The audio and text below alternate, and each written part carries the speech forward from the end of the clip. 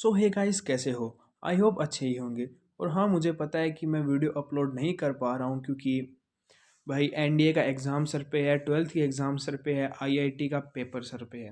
तो बहुत मुश्किल होता है वीडियो बनाना। आई होप आप समझ सकते हो। और दूसरी तरफ रही इस वीडियो को बनाने की बात, तो सच बताऊँ तो मैं बहुत बोर हो चुका था इन दिनों में। और मैं कुछ ऐसा एनीमे ढूंढ रहा था जो कि स्लाइस ऑफ लाइफ होना चाहिए, रोमांटिक होना चाहिए और ड्रामा तो होना ही चाहिए क्योंकि I am a drama lover obviously.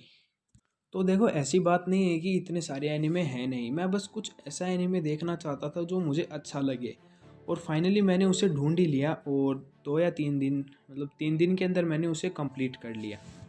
और उस एनीमे का नाम है waiting for you in the summer, या हम कह सकते हैं या हम कह सकते हैं आनो नात्सु दे मातेरू। वेल, इसका जैपनीज़ नेम है। तो मैंने इस एनीमे को अभी रिसेंटली कंप्लीट किया। इसका एक ही सीज़न है, 12 एपिसोड है और एक ओवीए है। और सच बताऊं तो ये एक ऐसा एनीमे है जिसने मेरी सारी उम्मीदों को सरपास किया है। बाकी सारी बातें बाद में, लेकिन सबसे पहले हम बात करते हैं कि आपको ये एनीमे क्यों देखना चाहिए। तो इसके लिए मैं बस आपको इतना ही कहना चाहूँगा, अगर आप ड्रामा लवर हैं या आपको स्लाइस ऑफ लाइफ जॉनरा पसंद है, तो ये जो एनीमे है वो आपकी सारी उम्मीदों के ऊपर खड़ा उतरने वाला है। ये बहुत ही अच्छा एनीमे है और बहुत ज़्यादा इमोशनल भी है कहीं ना कहीं एंडिंग के एपिसोड्स के अंदर। प्लस इसके अंदर रोमांस है, ड्रामा है और साइंस फिक्शन ये है। तो आई होप आपको ज़रूर अच्छा लगेगा। और अगर आप एक्शन लवर या एडवेंचर लवर हैं तो आपके लिए लास्ट के 2 एपिसोड सही रहेंगे, या मैं कहूँ तो लास्ट का एपिसोड एकदम आपके लिए परफेक्ट रहेगा। लेकिन अगर आप ड्रामा लवर हैं तो आपको ये एनीमे बिल्कुल भी मिस नहीं करना चाहिए। तो सबसे पहले बात करते हैं सबसे मेजर चीज़ की, प्लॉट एंड स्टोरी लाइन। तो बेसिकली होता है कि हमारा मेन कैरेक्टर किरिशिमा काइतो, वो ब्रिज पे खड़ा होता है, वो कुछ कैप्चर कर रहा होता है अपने कैमरा से ऑब्वियसली। लेकिन उसके बाद वो देखता है कि वहाँ एक शिप लैंड करती है और एक ब्लास्ट होता है। लेकिन जैसे ही वो गिरने वाला होता है, एक लड़की उसको बचा लेती है और काइतो उसका सिर्फ हाथ ही देख पाता है। और फिर वो अनकॉन्शियस हो जाता है और अगली सुबह अपने घर में उठता है और वो नोटिस करता है कि उसके कोई भी इंजरी नहीं हुई है, बिल्कुल भी चोट नहीं लगी है। उसे ये इंसिडेंस एक बार के लिए तो सपने जैसा ही लगता है। और उसके बाद जैसे वो स्कूल में जाता है, उसके कई क्लोज फ्रेंड जैसे कि काना, तेत्सुरो, मायो, जो इनका एक फ्रेंड का ग्रुप है, वो सभी डिसाइड करते हैं कि वो एक मूवी बनाएंगे। और वहाँ पे एक न्यूली शिफ्टेड स्टूडेंट होती है जो उनकी सेम्पाई होती है, जिसका नाम इचिका होता है।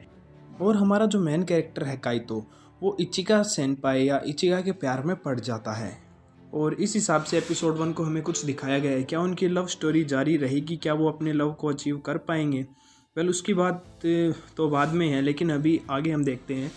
वेल, तेत्सुरो उसको ऑफर करता है मूवी में काम करने के लिए और वो रेडी हो जाती है। और उसके बाद ये जो स्टोरी लाइन है वो बिल्डअप होती है। बहुत ही नॉर्मल सी, वैसे पकाऊ सी स्टोरी आपको लग रही होगी, लेकिन जैसा ये लगता है वैसा बिल्कुल भी नहीं है। आप बिलीव कीजिए, आप जैसे ही इसका फर्स्ट एपिसोड देखना स्टार्ट कर दोगे, आई होप आपको ये सब कुछ अच्छा लगेगा। और बहुत ही बढ़िया और अमेजिंग स्टोरी लाइन है इस एनीमे की। और अब नंबर सेकंड बात करते हैं इसके एनिमेशन की। तो इसका एनिमेशन स्टूडियो है जेसी स्टाफ, या आप कुछ भी कह सकते हैं। और इसके डायरेक्टर हैं तात्सुकी, अरे यार, तात्सुयुगी नगाई, ये इसके डायरेक्टर हैं।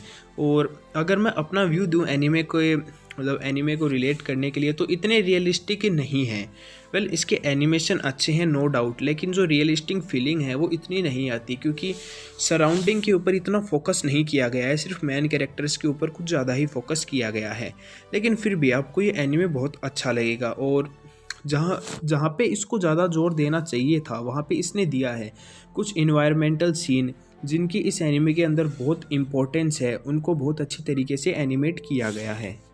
एंड आई होप आपको ये अच्छे ज़रूर लगेंगे। और साथ ही साथ इसके अंदर जो म्यूज़िक कंपोजिशन है वो भी बहुत अच्छा है। और सच बताऊं तो इसका जो ओपनिंग है वो मुझे बहुत अच्छी लगती है और एनिमे की स्टोरी लाइन भी उसके अंदर कहीं ना कहीं रिवील हो ही जाती है। वेल, इतनी नहीं होती, लेकिन अगर आप फर्स्ट टाइप देखो तो आपको इतना नहीं लगेगा। लेकिन आप जैसे ही फर्स्ट एपिसोड कंप्लीट कर लोगे, आपको लगेगा हाँ यार, ये तो ओपनिंग बहुत ज़्यादा रिलेटेड है। वेल, होनी ही है क्योंकि वो एनिमे की ओपनिंग है। और अब बात कर लेते हैं इसकी क्रिटिक्स एंड रेटिंग्स के बारे में। तो माई एनिमलिस्ट ने इसको दिया है 7.5 आउट ऑफ 10 एंड IMDb पे इसकी रेटिंग है 7 आउट ऑफ 10।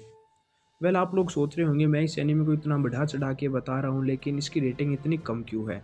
तो उसके लिए मैं सच बताऊँ तो हम इसकी खामियाँ, इसकी कमी की तरफ देखते हैं। तो सबसे पहले है कि इसका जो प्लॉट है वो अनरियलिस्टिक AF।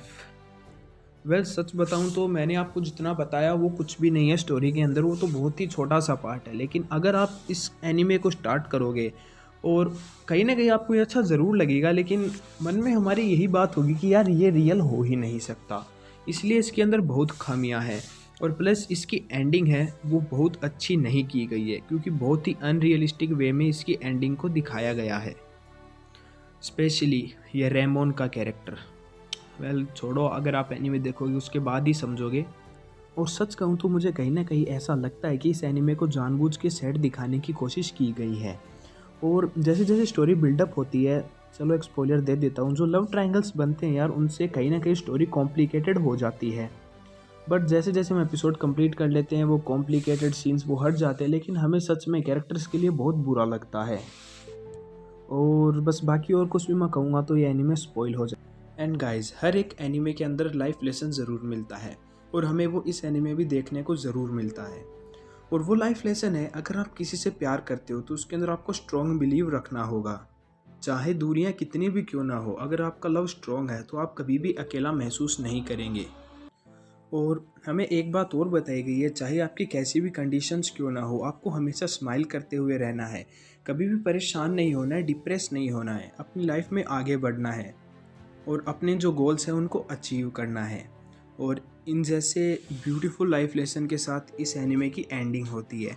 वेल मैं इस एनिमे के एंडिंग पे एक वीडियो और लाने वाला हूँ, अगर मैं ला पाया तो जाएगा। तो इसी वीडियो को यहीं पे ख़त्म करते हैं। और फाइनली मैं अपनी रेटिंग देना चाहूँगा इस एनिमे को, वो है 8 आउट ऑफ 10। इसके मैंने पॉइंट इसीलिए काटे हैं क्योंकि एक तो इसका प्लॉट जो थोड़ा इमेजिनरी लगता है, और साथ ही साथ इसकी एंडिंग जो कि सेटिस्फैक्ट्री बिल्कुल भी नहीं थी, बिल्कुल भी सेटिस्फाई नहीं करता। But it is still a very pretty good anime. So thanks for watching this video guys. अगर आपने इस एनीमे को देख लिया तो मुझे कमेंट में ज़रूर बताइएगा आपको ये एनीमे कैसा लगता है। अगर नहीं देखा तो आराम से देख लो, बहुत सारे सोर्स से देखने के। अगर नहीं पता कहाँ से देखना है तो मेरे चैनल के डिस्क्रिप्शन में जाओ, आपको वीडियो मिल जाएगी आपको एनीमे कहाँ से देखना है। So thanks for watching this video guys. जय हिंद, जय भारत, वंदे मातरम।